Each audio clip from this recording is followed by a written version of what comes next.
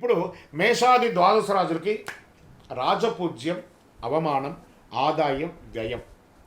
మరి మేషరాశి వారికి రాజపూజ్యం 2, అవమానం 4, ఆదాయం 11, వ్యయం 5 అన్నారు. మరి ఏం చేయొచ్చు? వీళ్ళకి తీపి ఒగరు మిశ్రమంగా ఉంది. ఇది వచ్చి సంఖ్య మాత్రమే, ఇది మీ జీవితం కాదు. బాగా గుర్తుపెట్టుకోండి. ఇది గోచార ప్రకారమే చెప్తున్నాను. మీ వ్యక్తిగత జాతకంలో చూస్తే సంపూర్ణంగా ఈ సంవత్సరం ఎలా ఉందో చూడొచ్చు. వృషభ రాశి వారికి రాజపూజ్యం 5, అవమానం 4, ఆదాయం 5, వ్యయం 4. చాలా బాగుంటారు. మిథున రాశి వారికి రాజపూజ్యం 1, అవమానం 7, ఆదాయం 8, వ్యయం 11, మిశ్రమం. కర్కాటక రాశి వారికి రాజపూజ్యం 4, అవమానం 7, ఆదాయం 2, వ్యయం 11. సింహరాశి వారికి రాజపూజ్యం 7, అవమానం 7, ఆదాయం 5, వ్యయం 5. మీరు మిశ్రమం అలాగే మిడిల్గా ఉంటారు, జాగ్రత్తగా ఉండాలి. కొంచెం డేంజర్ బెల్ ఉంది, జాగ్రత్త. కన్యా రాశి వారికి రాజపూజ్యం 3, అవమానం 3, ఆదాయం 8, వ్యయం 11. ఇక్కడ చూడండి, వీళ్ళకి కొంచెం చేదు తీపి కొంచెం మిశ్రమంగా ఉంది. తులారాశి వారికి రాజపూజ్యం 6, అవమానం 3, ఆదాయం 5, వ్యయం 4. తీపి ఎక్కువ ఉంది కదా. వృశ్చిక రాశికి వారికి రాజపూజ్యం 2, అవమానం 6, ఆదాయం 11, వ్యయం 5. ఆదాయం అద్భుతంగా ఉంది, కొంచెం చిన్న చిన్న అవమానాలు ఉన్న ద జాక్పాట్ ఇయర్ ఏదైనా ఉందంటే అది వృశ్చిక రాశియే.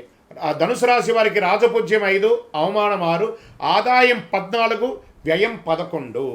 మకర రాశి వారికి రాజపూజ్యం 1, అవమానం 2, ఆదాయం 2, వ్యయం 8.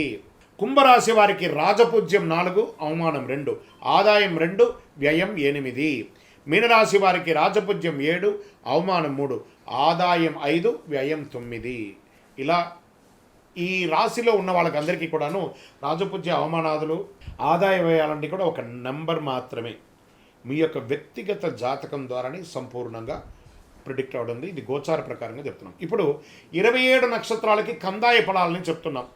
కందాయ ఫలం అంటే పంచాంగ శాస్త్రంలో ఒక సంవత్సరంలో ఆ నక్షత్ర జాతకులకి ధనం, ఆరోగ్యం, సుఖం, కష్టం వంటి ఫలితాలు సూచించే విధానం అని చెప్పచ్చు. సాధారణంగా 3 కందాయాల సంఖ్య ఉంటాయి.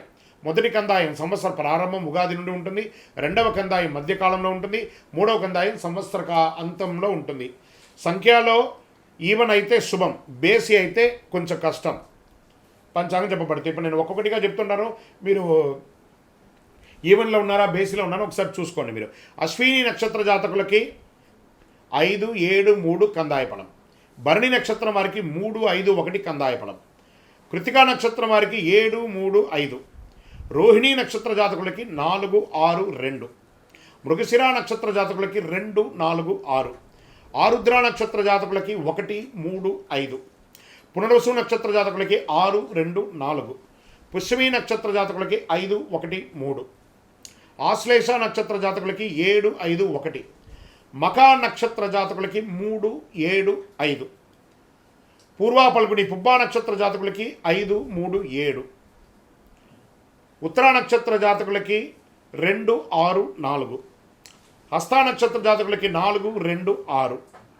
చిత్తా నక్షత్ర జాతకులకి 6, 4, 2. స్వాతి నక్షత్ర జాతకులకి 3, 5, 7. విశాఖ నక్షత్ర జాతకులకి 5, 7, 3. అనురాధ నక్షత్ర జాతకులకి 7, 3, 5.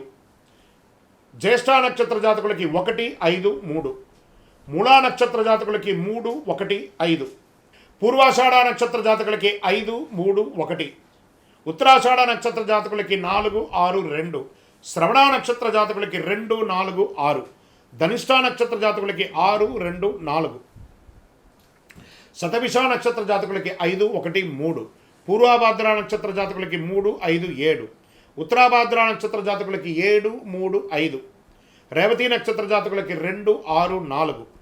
ఈ యొక్క సమసంఖ్య జాతకులు అంటే 2, 4, 6 శుభ ఫలితాలు ఇస్తాయి. బేసి సంఖ్యలు అంటే 1, 3, 5, 7 మిశ్రమ ఫలితాలు ఇస్తాయి. కాబట్టి ప్యానిక్ అవ్వాల్సిన అవసరం లేదు. ఇవన్నీ యూనివర్సల్గా చెప్పాలి కాబట్టి చెప్తున్నాం.